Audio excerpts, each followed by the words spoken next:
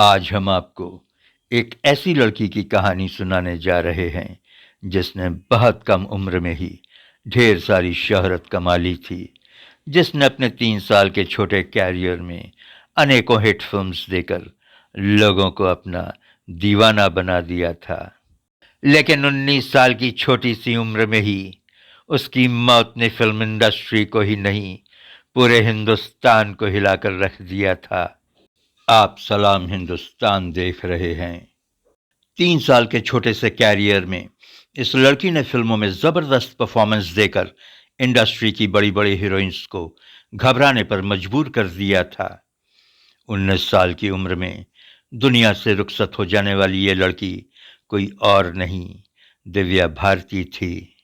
1990 के दशक में तहलका मचाने वाली ये एक्ट्रेस ने अपने 3 साल के कैरियर में लगभग 12 फिल्में की। तेलुगु फिल्मों से आने वाली ये एक्ट्रेस अपने समय की सबसे लोकप्रिय और सबसे ज्यादा पैसा लेने वाली एक्ट्रेस बन गई थी।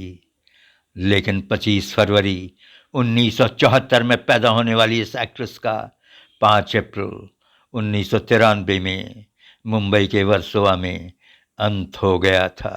दिव्या मौत के वक्त सिर्फ 19 साल की थी।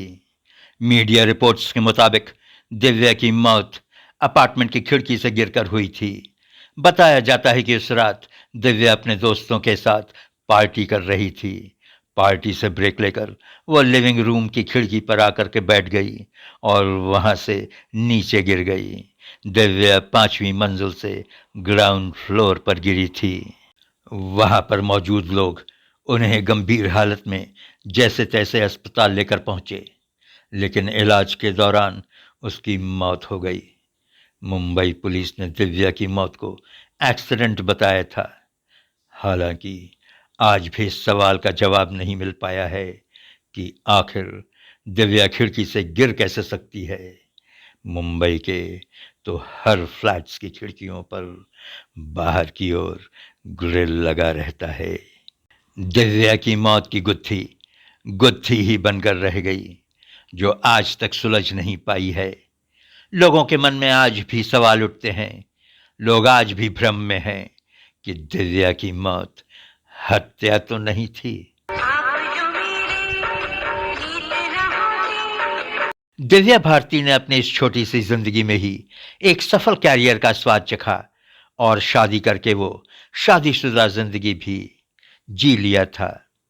उन्होंने निर्माता निर्देशक साजिद नाडियाडवाला से शादी की थी। कहा जाता है कि नाडियाडवाला से शादी के बाद दिव्या अक्सर तनाव में रहती थी।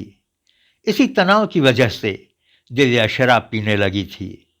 जिस रात उसकी मौत हुई थी, उस रात भी वो शराब के नशे में थी। दिव्या भारती और साजिद नाडियाडवाला की मुलाकात गोविंदा की फिल्म शोला और शबनम के सेट्स पर हुई थी। दोनों में प्यार हुआ और 10 मई 1992 को दोनों ने शादी कर ली थी। साजिद से शादी करने के बाद दिव्या ने इस्लाम धर्म कबूल कर लिया था। दिव्या की अचानक मौत के पीछे कई तरह की बातें उठी थीं। उसी दिन दिव्या ने एक 4 रूम फ्लैट की डील फाइनल की थी। डील के बाद वो बहुत खुश थी। उनके आत्महत्या करने का आंकलन गलत होगा।